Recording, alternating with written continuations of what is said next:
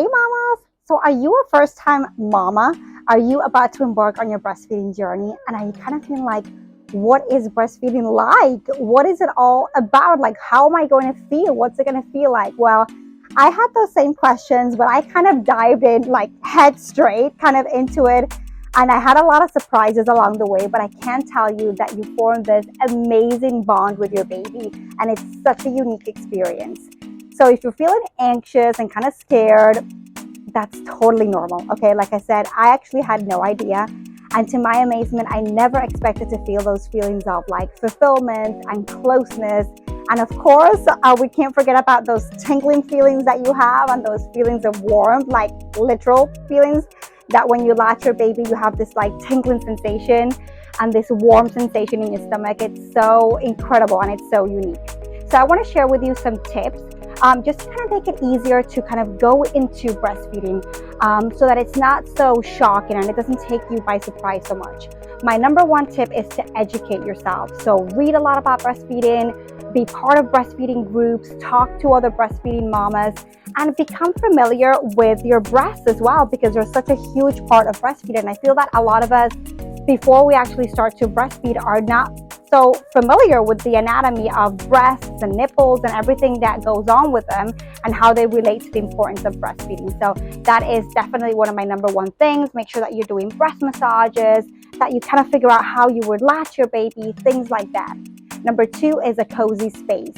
So make sure you set up little areas throughout your house, not just one spot, but throughout your house where you can have like water and a snack basket, nice comfortable cushions, maybe somewhere where you can have access to like a speaker where you can listen to relaxing music, maybe some mantras, maybe some empowering messages, something like that, that you can kind of remember why you're doing this and why this is the journey that you want it to be on. And number three would be nourishment. Make sure that you are getting in all those calories that you need. Remember that breastfeeding takes a lot of calories from your body, that you are nourishing to yourself and your baby. So make sure you have healthy snacks. And I'll do another video about what things that you should be eating and that you should not be eating as well. And of course, let's get real and let's talk about it and let's be raw about it. And there's an element of soreness at the beginning of your breastfeeding journey. Your nipples will be feeling it. And again, that's really normal because you and your baby are adjusting and getting the hang of latching, okay? So I'm gonna give you my lifesaver tip, which was our Mommyz Love Nipple Balm. It's made from coconut oil. That's the base of it. It also has some amazing things there like calendula flower, aloe vera, and some other great stuff that's going to help your nipples recover and feel so much better. The great thing about this too is that it's USDA organic, it's pediatrician approved, and it's super safe for your baby. So even if you pile it on your nipple and you latch on your baby, it's absolutely safe for your baby. And the great thing about this is that it's going to help you throughout pregnancy, because we feel soreness and kind of itchiness and tenderness even when we haven't started breastfeeding yet. So it's going to help to protect your nipples, keep them moisturized, and help them heal.